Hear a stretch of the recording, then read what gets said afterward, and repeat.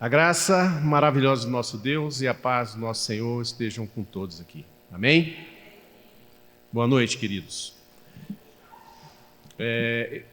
A outra vez que eu estive aqui, a gente trouxe uma meditação em cima do texto de Juízes, capítulo 6. Os irmãos, não sei se todos estavam aqui, mas a verdade é que a primeira vez a gente trouxe uma meditação, digamos, um pouco mais para cima, né? Aquela coisa mais motivacional.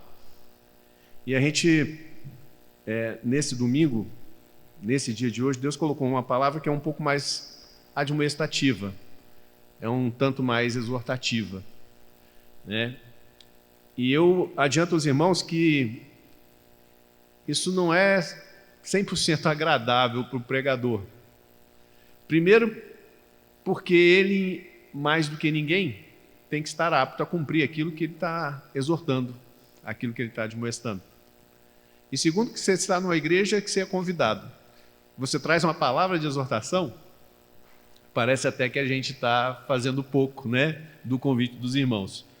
Mas Deus colocou essa palavra no nosso coração, isso tem estado conosco durante algum tempo, e eu queria compartilhar com os irmãos. Abra suas Bíblias em Marcos, capítulo 7.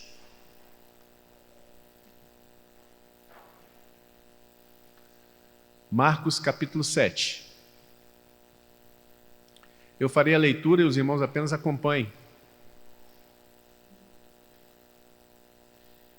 Vamos ler do versículo 1 até o versículo 13, onde o texto nos diz o seguinte: Ora, reuniram-se a Jesus os fariseus e alguns escribas, vindos de Jerusalém. E vendo que alguns dos discípulos dele comiam pão com as mãos impuras, isto é, por lavar, pois os fariseus e todos os judeus, observando a tradição dos anciãos, não comem sem lavar cuidadosamente as mãos. Quando voltam da praça, não comem sem se aspergirem. E há muitas outras coisas que receberam para observar, como a lavagem dos copos, jarros, vasos de metais e camas. Interpelaram os fariseus e os escribas: Por que não andam teus discípulos de conformidade com a tradição dos anciãos? Por que comem com as mãos por lavar? Respondeu-lhes: Bem profetizou Isaías a respeito de vós, hipócritas, como está escrito: Este povo honra-me com os lábios, mas o seu coração está longe de mim. E em vão me adoram, ensinando doutrinas que são preceitos de homens. Negligenciando o mandamento de Deus, guardais a tradição dos homens. E disse-lhes ainda: Jeitosamente rejeitais o preceito de Deus para guardardes a vossa própria tradição. Pois Moisés disse: Honra teu pai e tua mãe. Quem maldisser o teu pai e sua mãe será punido de morte. Vós, porém, dizeis: Se um homem disser a seu pai e a sua mãe, aquilo que poderias aproveitar de mim é corbã, isto é, oferta para o Senhor, então o dispensais de fazer qualquer coisa em favor de seu pai ou de sua mãe, invalidando a palavra de Deus na vossa própria tradição, que vós mesmos transmitistes, e fazeis muitas outras coisas semelhantes. Paizinho querido, louvado e exaltado seja o teu nome, Senhor. Que responsabilidade é, ó Deus, ser o porta-voz da meditação nessa noite. Ser o porta-voz da tua palavra. Por isso, ó Deus, eu declaro a minha total incapacidade de fazer isso sem o teu auxílio.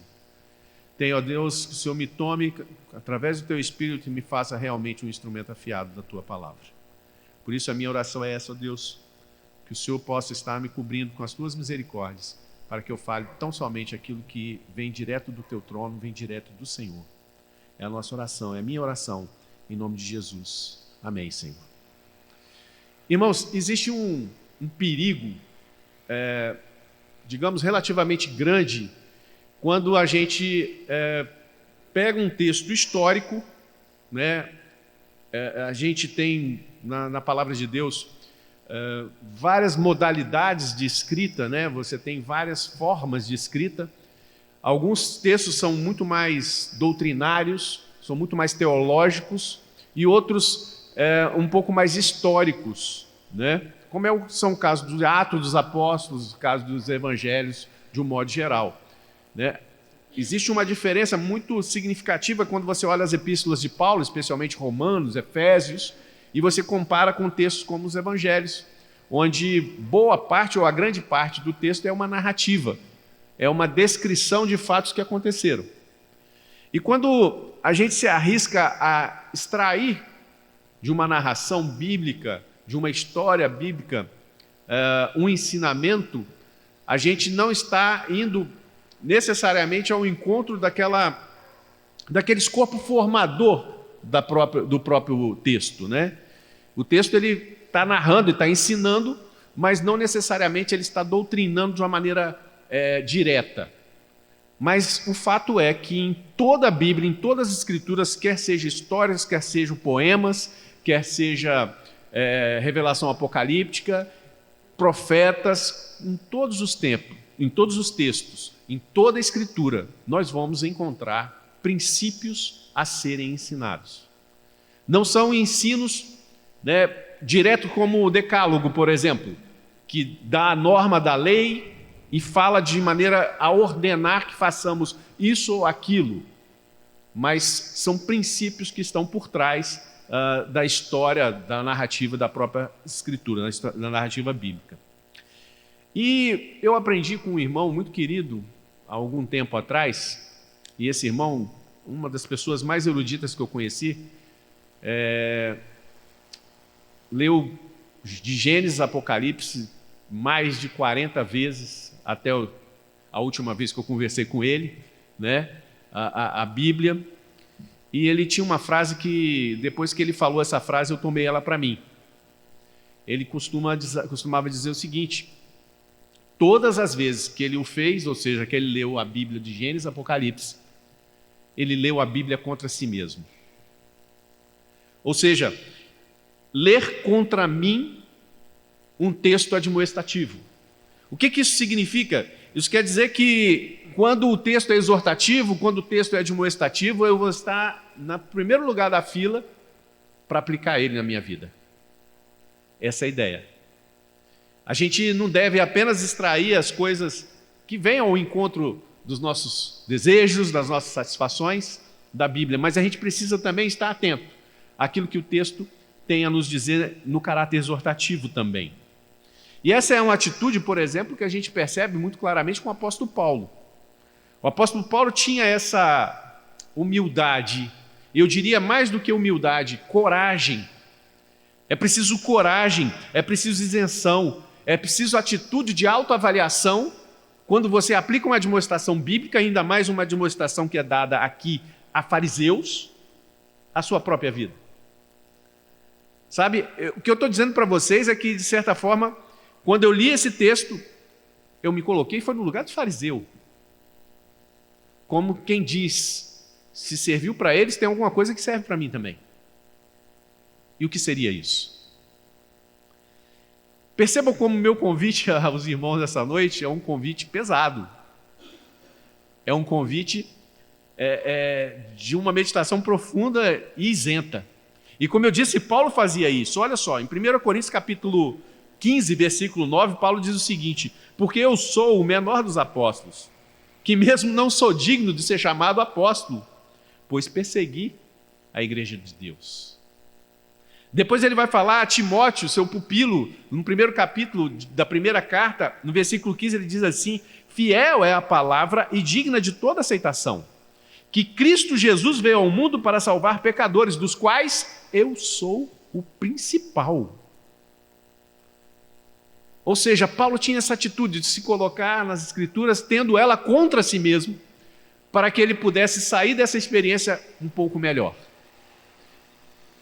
O princípio fundamental observado nesse texto que nós acabamos de ler é um princípio que pode ser, por exemplo, falado com uma frase popular, que é o princípio de julgar um livro pela capa. Ou seja, valorizar muito mais aquilo que é externo do que o conteúdo interno, ou valorizar muito mais a letra da lei do que a essência da lei. Nesse caso, em especial, nesse capítulo 7, nem se tratava da lei, mas de uma interpretação da lei feita por rabinos que assumiam uma posição de tradição dentro do corpo judaico daquela época. Ou seja, em outras palavras, o princípio que a gente observa nesse texto que nós precisamos evitar é de estacionar na materialidade terrena ao invés de empreender na espiritualidade celestial. O princípio que eu vejo aqui praticado pelos fariseus era de se conformar à mediocridade das limitações humanas, ao invés de experimentar a glória da revelação de Deus mais e mais a cada dia. O pior, um princípio que eu percebo de admoestação desse texto, que nós precisamos evitar a todo custo, é glorificar mais o nosso próprio ego do que o Deus Todo-Poderoso. Precisamos, sermos isentos e fazer essa análise até onde eu me identifico de alguma maneira com as exortações de Jesus nesse texto. Para isso, queridos, eu queria tratar esse tema com 4 tópicos. A partir de 4 tópicos. Eu queria meditar com os irmãos o seguinte: eu aprendo com esse texto que práticas legítimas, práticas boas, podem se converter em pedras de tropeço nas nossas vidas. Irmãos, eu pergunto para vocês, que mal há em lavar as mãos antes das refeições? Que mal há em você tomar um banho depois que você vem da rua? Não sentar à mesa sem antes dar uma lavada geral? Qual o problema que existe por trás de atos de higiene claros que os fariseus costumavam praticar? De lavar todas as coisas, ou seja, ainda mais numa época de pós-pandemia, onde nós fomos reeducados, agora tudo leva uma máscarazinha, basta dar um espirro, qualquer lugar que você vai, joga um alquinho na mão, passa na mão, não é isso? Eu pergunto, que mal há nisso? Nenhum. Não há nenhum mal. A grande questão aqui é que os fariseus tomaram um comportamento legítimo, um comportamento bom, e o colocaram em status de lei espiritual.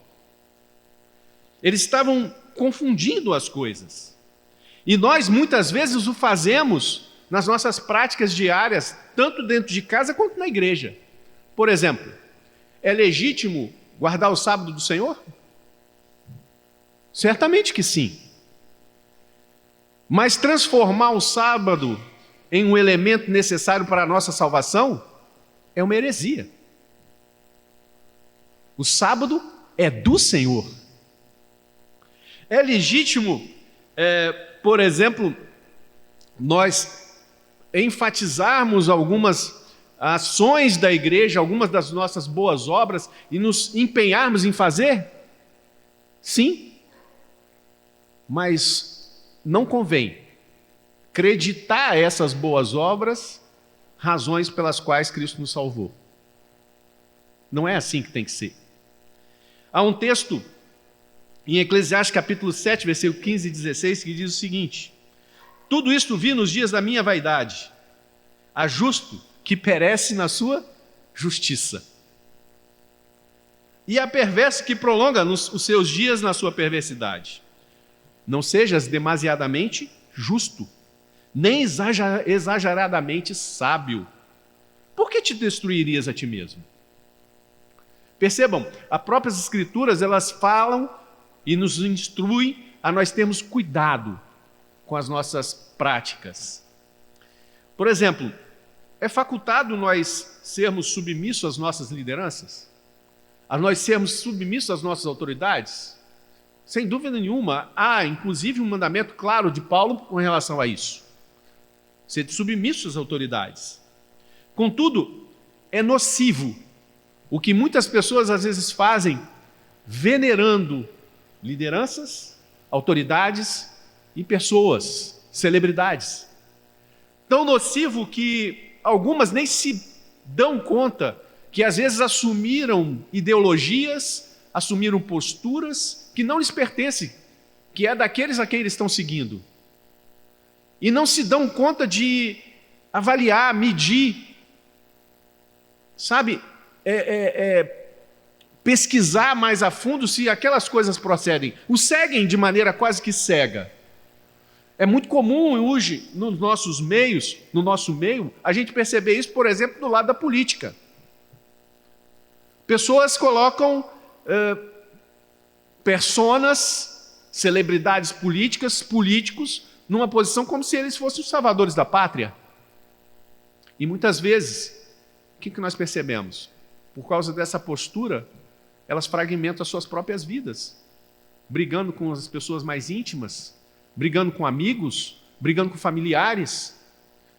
Eu conheço pessoas que saíram da igreja por causa depois daquela eleição de 2022, aliás, de 2018, daquela lá atrás de 2018. Pessoas que romperam, sabe, com laços fraternos de longa data por causa de ideais políticos. Entenda, não estou dizendo que você não deva ter um posicionamento político, não é isso. Só que você tem que peneirar, você tem que ponderar, você tem que medir essas coisas. Vamos entender um pouco o contexto dessas pessoas que aqui estão, desses chamados fariseus e escribas. O nome fariseu significa separatista. E provavelmente a origem dos fariseus é de um grupo de pessoas que se levantaram, né, na época da invasão grega na Palestina, da invasão macedônica na Palestina, e da conquista, por assim dizer, da Palestina por esses homens, né, por esse império grego. Alguns homens se levantaram porque eles eram contra a helenização de Israel. Eram contra a secularização da religião de Israel. Esses homens chamavam-se Hassidins. E eles, nessa época, na época que é conhecida como a época dos Macabeus, da revolta dos Macabeus, quando os Macabeus se levantaram contra os gregos, contra os macedônios, e subjugaram eles e tomaram de novo a terra da Palestina e estabeleceram ali um Estado de Israel. Essas pessoas se levantaram para que esse novo Estado de Israel não absorvesse a cultura grega, não absorvesse a cultura helênica de maneira que viesse a secularizar o seu culto, que viessem a ir contra a lei, ir contra a Torá. Ora, eles estavam errados?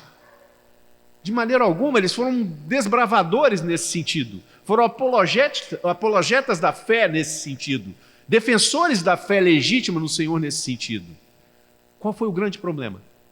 Que esses Hassidins, que acabaram se tornando na seita dos fariseus, tudo isso subiu-lhes a cabeça. De maneira que eles passaram a ter muito mais orgulho, incendiando as suas vaidades por conta dessas coisas. Por conta do grande papel ou do grande benefício que eles trouxeram à nação de Israel e à religião judaica naquela época. E a minha pergunta, aplicando isso que eu acabei de dizer, será que nós não vivemos experiências semelhantes?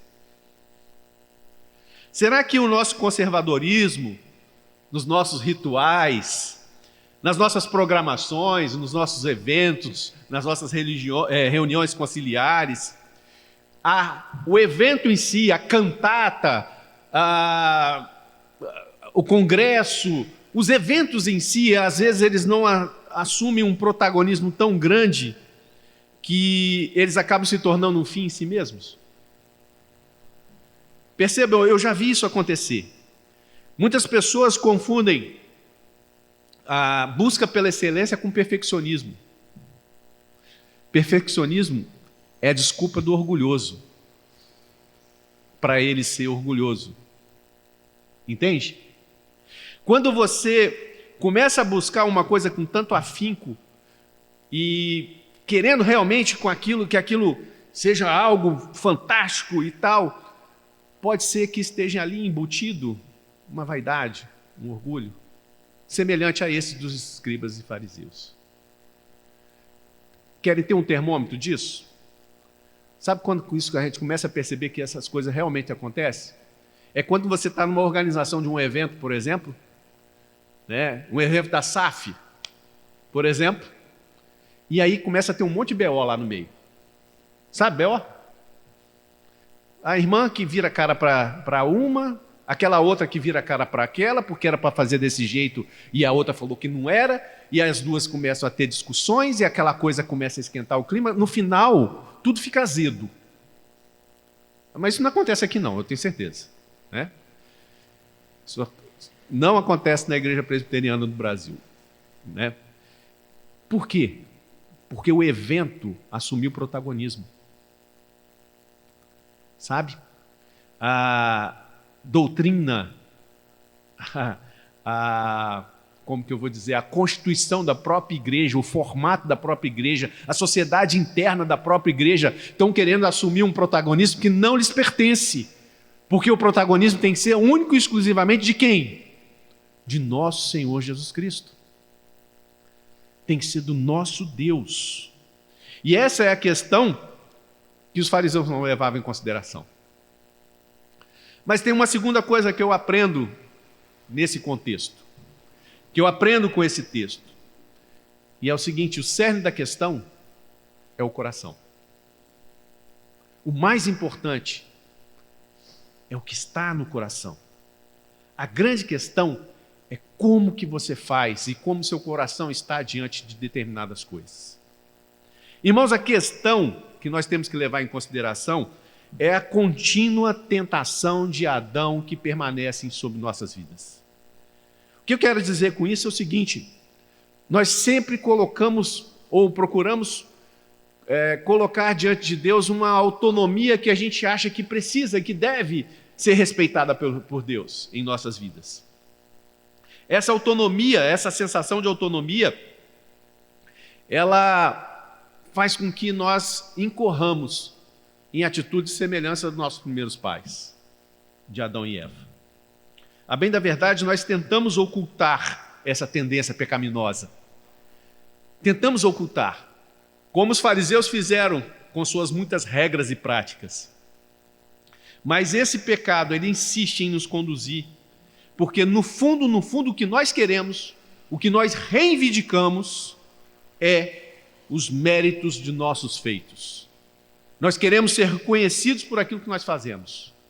Nós queremos ser reconhecidos e aplaudidos por aquilo que nós fazemos, ou por aquilo que nós somos. A bem da verdade, irmãos, isso pode acontecer em qualquer esfera de atuação em nossas vidas. Eu posso, por exemplo, no trabalho, sabe aquele pensamento assim, poxa, será que ninguém nessa empresa reconhece o valor que eu tenho para ela? Como se a pessoa fosse assim, a injustiçada.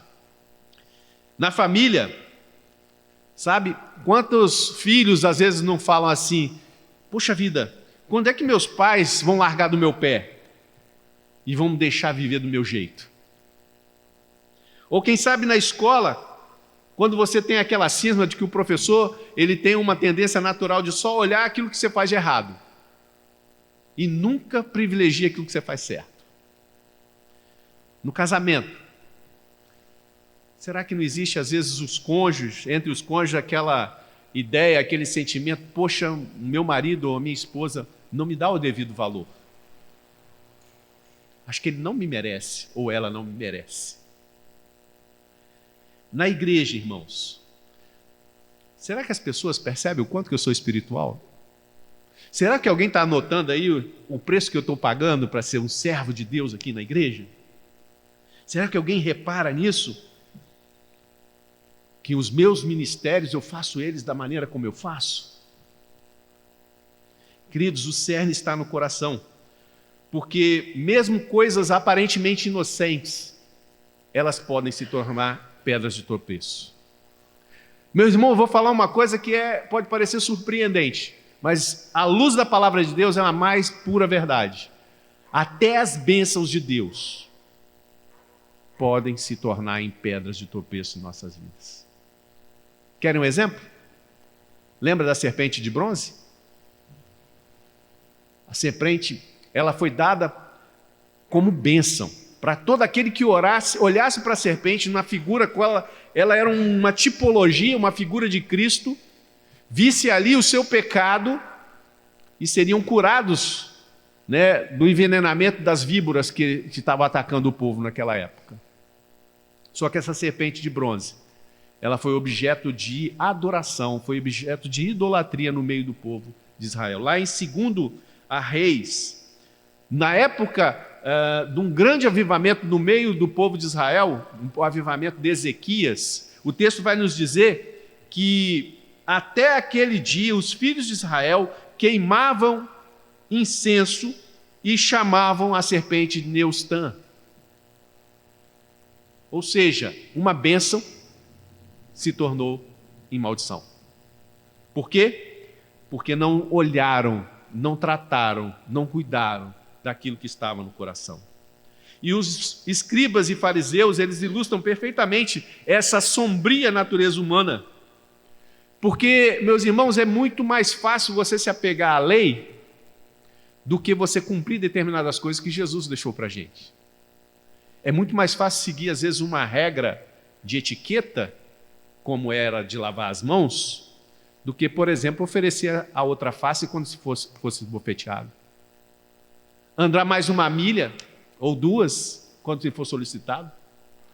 É muito mais fácil você dar as costas do que chorar sinceramente com os que choram, sofrer a dor do outro, vestir a camisa do outro naquele momento. É muito mais fácil seguir uma regra, um regulamento, do que carregar a cruz que Cristo pede para que nós carreguemos. Irmãos, a nossa fragilidade espiritual começa, às vezes, com pequenos desvios. Algumas adaptações que nos são convenientes a determinadas circunstâncias. Só que, mais tarde, o risco que isso tem de se tornar algo institucional, se tornar algo tácito, ou seja, automático, é muito grande. Não é à toa que Jesus diz para os seus discípulos o seguinte: se a vossa justiça não exceder em muita dos escribas e fariseus, jamais entrareis no reino dos céus. Irmãos, às vezes as coisas têm aparência de reverência, têm aparência de religiosidade nobre, mas no fundo elas são ocas no que dizem respeito ao amor, no que diz respeito à essência, no que diz respeito àquilo que Deus quer nos nossos corações. Pois a justiça dos escribas e fariseus, ela era formal, ela era externa, ela era superficial. E a que ele requer de nós tem que ser genuína, tem que ser interna e tem que ser profunda. A justiça verdadeira, ela alimenta a nossa vida e habita no nosso coração, porque nós reconhecemos que o preço pago na cruz foi infinitamente maior do que tudo aquilo que eu possa fazer ou requerer de quem quer que seja. O preço pago por minha vida e pela sua vida é infinitamente maior do que qualquer realização que você venha executar na face da terra. Isso tem que estar no teu coração. Sabe? Porque quando você... E tem um outro aspecto que isso também nos traz, né? Quando você limita Deus a uma cartilha de regras, de normas, ou quando você, no caso dos judeus, exaltavam aqueles grandes feitos do Senhor no passado, mas de uma maneira como se Deus não pudesse fazer algo ainda maior do que ele já fizera, tipo, a abertura do Mar Vermelho foi o limite das bênçãos de Deus, foi o limite do poder de Deus. Quando você começa a tratar as coisas de Deus dessa maneira, há um grande risco de seu coração ser contaminado pela mediocridade da mente humana. Então, meu irmão, o servo de Deus, ele não limita o poder de Deus a experiências passadas pura e simplesmente. Ele sempre está esperando algo a mais, porque Deus é capaz de fazer infinitamente mais do que tudo quanto pedimos ou pensamos.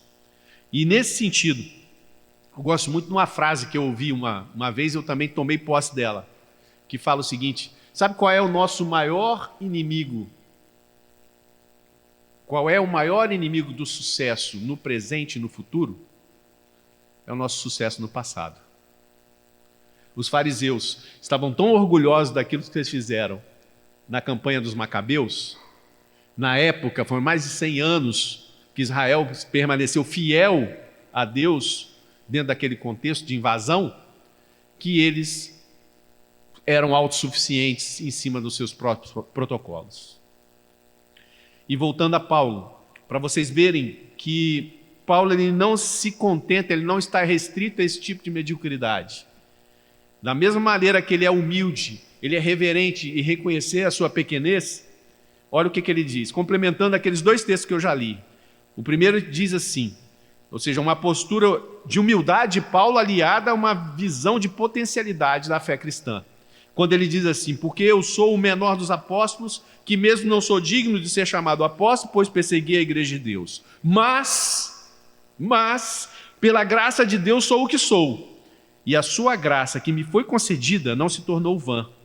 Antes, trabalhei muito mais que todos eles. Todavia, não eu, mas a graça de Deus comigo. Percebam a diferença? Olha como ele fala lá a Timóteo, fiel é a palavra digna de toda aceitação, que Cristo veio ao mundo para salvar os pecadores, dos quais eu sou o principal. Ele admite, mas depois ele vai dizer, tem um mais depois, mas por esta mesma razão me foi concedida misericórdia para que em mim, o principal, evidenciasse Jesus Cristo a sua completa longanimidade e servisse eu de modelo a quantos hão de crer nele para a vida eterna. Apesar de quem nós somos, em Deus e no Senhor, nós podemos ser fortalecidos, desde que o nosso coração seja tratado pelo Evangelho. Amém, queridos? Em terceiro lugar, reparou que a gente sempre está pronto, bem disposto para julgar o próximo do que julgar a nós mesmos? E esse era um dos grandes problemas dos fariseus. Os fariseus, eles criaram uma verdadeira cartilha, como eu disse, presta atenção. Eram 600, eles tinham um manualzinho, com 613 decretos. A parte da Torá, a parte da lei. Eles tinham um documento próprio, a Mishnah deles, e eram 613 decretos, sendo que 365 desses decretos começavam com não. Não faça isso, não faça aquilo, não seja assim, não seja assado. Era um decreto, um não para cada dia da semana, para cada dia do ano. E 248 eram do tipo esse. Tem que lavar a mão tantas vezes, tem que se purificar quando for na praça. Já pensou viver uma vida assim? Quando você se propõe a seguir essa cartilha, automaticamente você vira vigilante da ortodoxia. Sabe? O reverendo Hernandes diz assim, farejadores de heresias, ou detetives da vida alheia, a expressão que ele costuma usar. Por quê? Porque o que vale agora não é aquilo que está na palavra. A palavra ficou em segundo plano. O que vale são as minhas normas de conduta. São as regras que eu mesmo estipulei diante da minha experiência de muito religioso, de muito santo. Irmãos, quais são as regras de santidade engendradas em nosso próprio coração? Sabe, esse excesso de rigor dos nossos juízos, muitas vezes, cria uma falsa atmosfera de santidade, que é enganosa, que é legalista, que é parcial, que é ilusória. Quais são as regras de santidade em nossos próprios corações? Será que lá no fundo mesmo, nós não criamos nossas próprias regras e nossos próprios conceitos do que é certo e do que é errado? Sabe? Será que nós não idealizamos o marido perfeito ou a esposa perfeita? E quando esse marido ou a esposa não segue aqueles padrões que nós idealizamos, pronto, o BO está estabelecido. A DR tem que acontecer. Será que nós não idealizamos em nossos filhos, não projetamos sobre eles ideais que eles jamais teriam condições ou têm condições de conseguir alcançar, porque não são os ideais dele, não são os propósitos deles, mas os nossos projetados sobre eles? E uma vez que eles saem dessa regra, uma vez que eles saem desses conceitos, nós os julgamos. Nós os julgamos. E o condenamos. Então, nesse sentido, eu gosto muito de enfatizar uma coisa, queridos. Na igreja, por exemplo, sabe? Eu gosto de enfatizar assim, quando você critica alguém, ou quando você julga alguém por aquilo que aquele alguém está fazendo, e você põe uma nota e você põe uma crítica, pressupõe-se que você faz melhor. Não é, Gilmar? Se alguém chega aqui e fala assim, o Gilmar errou ali a pestana. O Gilmar errou aquela nota ali, ele desafinou. Pressupõe o quê? Que quem percebeu isso faz melhor que você. Não é assim no nosso dia a dia, queridos? Só que a gente não para perceber isso. Tem um presbítero na nossa igreja chamado presbítero Jair, que ele fala uma coisa que é um dito popular, mas é muito verdadeiro. Quando a gente aponta o dedo para alguém, tem 4 apontando para a gente. Tem 4 voltando para a gente. Só que a gente não vê esses 4, a gente vê o que está destacado. E a gente vive em cima disso aí. Irmãos, será mesmo que nós somos melhores que os outros? Irmãos, como eu gosto dessas passagens que eu li de Paulo. Porque eu considero Paulo o maior evangelista de todos os tempos. O maior missionário de todos os tempos. E sou, assim, fã escancarado de Paulo. Mas ele é aquele que diz, eu sou o principal pecador. Nem sou digno de ser chamado apóstolo de Cristo, porque persegui a igreja. Eu sei o que é isso. Nós temos essa predisposição de nos colocarmos em posição reverente, humilde, diante das nossas limitações. E aí, não já as pessoas e julgá-las a partir do nosso próprio universo, mas tentar se colocar no lugar dessas pessoas e entendê-las antes de qualquer coisa. Procurar entender por que chegaram à situação que chegaram, antes de sair criticando, condenando, julgando e condenando. Mas em quarto e em último lugar, aquilo que eu acho mais perigoso desse texto que nós acabamos de ler, é que a religião sem essência, ela gera uma inversão de valores. Percebam que no texto que nós lemos, Jesus admoesta os fariseus por quê? Porque eles cumpriam cabalmente a tradição dos anciãos e inventavam desculpa para não cumprir o mandamento de Deus que diz, honra teu pai e tua mãe.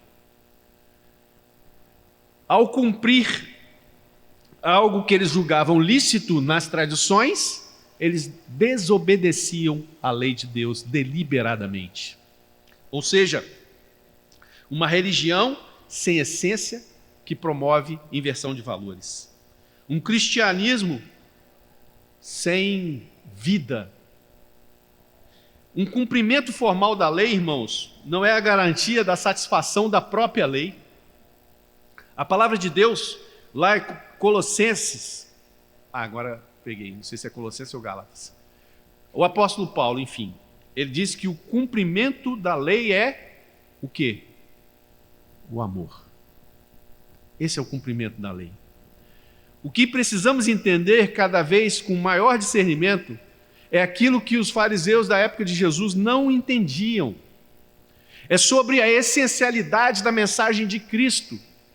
Uma essencialidade que é muito bem destacada, é muito bem exemplificada, é muito bem ilustrada através do Sermão do Monte, Quando Jesus ele usa uma fórmula de discurso, que ele começava dizendo assim: ouviste o que foi dito aos antigos. Depois ele dizia: eu, porém, vos digo. E quando ele tratava dessa coisa, Jesus é como se ele estivesse falando: olha só, até aqui vocês navegaram na superficialidade da lei. A partir de agora, eu quero convidá-los a mergulhar nas profundezas da palavra de Deus. Até aqui, vocês agiram por uma prerrogativa jurídica, pura e simplesmente. Mas a partir de agora, vocês vão agir conforme o beneplácito do amor verdadeiro. Tudo que fizeram até aqui foi porque eles disseram que era certo fazer assim. Mas daqui por diante, tudo que vocês farão por saberem que é realmente bom, ou o que é realmente bom. Não são as ações que devem determinar as suas vidas. As suas vidas devem determinar as suas ações. O seu coração deve determinar as suas ações. A tua alma deve externar através de ações, de atitudes, de obras, de realizações. Sabe, olhar demais para o próprio ego pode levar a gente a desdenhar da lei de Deus, dos regulamentos colocados pelo próprio Deus. Nesse sentido, algumas práticas equivocadas, elas se tornam tão naturais para a gente que a gente nem percebe que está pecando. Foi exatamente isso que aconteceu com os fariseus. Eu chamei isso de esquizofrenia religiosa. Os caras, achando que estavam agradando a Deus, na verdade, estavam sendo rejeitados por esse Deus. Estavam provocando nojo nesse Deus através das suas atitudes. Jesus os chama de hipócritas. Bem, olha o que ele diz aqui: bem profetizou Isaías a respeito de vós, hipócritas. Este povo honra-me com os lábios, mas o seu coração está longe de mim. Está anos-luz de mim, distante. Irmãos, valores não podem ser invertidos por causa dos nossos desejos. E os escribas e fariseus, eles inverteram esses valores. O que eu queria concluir aqui nessa mensagem: que nossas vidas, irmãos, elas necessitam ser um culto contínuo ao nosso Deus. Os nossos hábitos, a nossa forma de viver, forma de agir, por mais virtuosas que possam parecer, precisam transmitir o crivo da humildade e da piedade bíblica. Sabe, esse sermão, ele é muito mais para nos fazer atentar sobre o quanto temos medido o nosso próximo com o nosso próprio olhar, a partir do nosso próprio universo. E por próximo, eu quero que os irmãos entendam quanto você tem medido o seu marido, a sua esposa, o seu filho, os seus pais, seus irmãos, os seus primos, os irmãos da igreja, o pastor, os presbíteros. Sabe, ainda a gente se vê em um ambiente que muitas vezes as pessoas são julgadas pela roupa. Né? Que falta de reverência não ter vindo pregar de terno e gravata. Que falta de reverência vir na escola dominical de bermuda num dia de sol, de verão, de calor. Isso não cabe a um presbítero. Um presbítero não pode fazer isso. Um diácono não pode fazer isso. Onde está escrito na Bíblia que não pode fazer? Se ele viesse de sunga, ok. Mas entra num outro campo. Sabe, entra num outro campo. Será que nós realmente não emitimos juízo de valor a partir de tradições, de costumes, que já estão até caducos, e por conta disso a gente não alcança as pessoas, porque as pessoas não se identificam com a gente? Irmãos, eu tenho olhado para esse movimento woke, esse movimento de identitarismo, muito presente na pós-modernidade dos nossos tempos, como um verdadeiro movimento religioso.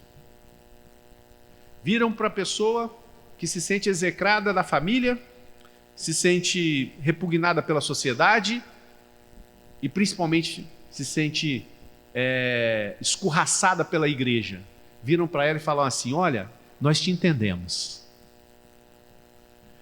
Você é uma menina no corpo de um menino, nós sabemos o que é isso. Nós nos identificamos com você. Venha para junto de nós que vai encontrar pessoas que te entendem. Venha para junto de nós que você vai encontrar uma comunidade que te abraça.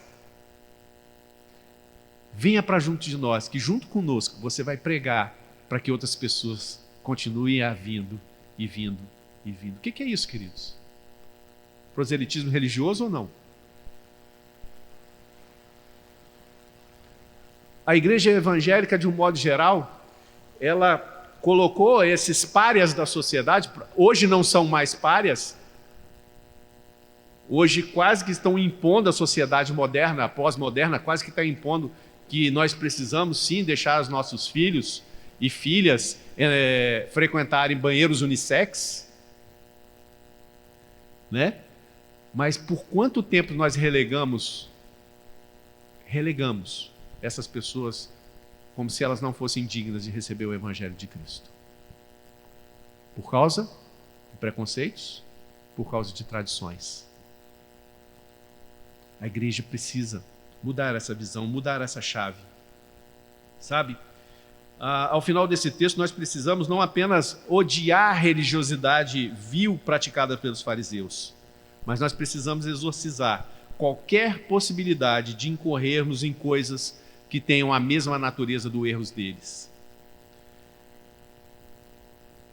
Mesmo que a nossa intenção não seja, nunca seja de errar, nós precisamos ter o discernimento espiritual para distinguir o que é zelo santo, o que é zelo, o que é excelência de legalismos, de preconceitos, e buscar de fato amar aqueles que nos cercam, apesar dos defeitos deles, apesar da nossa natureza. Amém, queridos? Que Deus nos abençoe, que Deus possa de fato trabalhar os nossos corações. Irmãos, vocês não sabem como é duro falar uma palavra de exortação para um público que a gente mal conhece. Eu fico consternado, a verdade é essa, né? Mas foi isso que Deus colocou no meu coração, sabe? A vontade, nós às vezes, como somos chamados a pregar, principalmente no lugar, a gente quer trazer uma palavra, sabe, de motivação, uma palavra de alegria, uma palavra para levar o ânimo dos irmãos. Mas, queridos, eu orei. O reverendo Arthur me ligou, me mandou mensagem, que foi na quarta-feira, foi na quarta ou na quinta. E aí, irmão, qual é o texto que você vai pregar? Eu falei: irmão, Jesus ainda não falou comigo, não. Eu ainda não sei o texto. Ainda não sei. Eu estou aqui, estou orando. Eu tenho esse processo de, Senhor, aí, o que o Senhor quer que eu pregue? E tal. Tem aquele momento interior, íntimo ali, né? E Deus colocou essa palavra aqui, na sexta-feira. Na sexta-feira. Né? Eu falei: mas Senhor, é isso mesmo? Foi. Foi. Que Deus os abençoe. Obrigado pela acolhida, obrigado por terem me aturado até aqui, em nome de Jesus.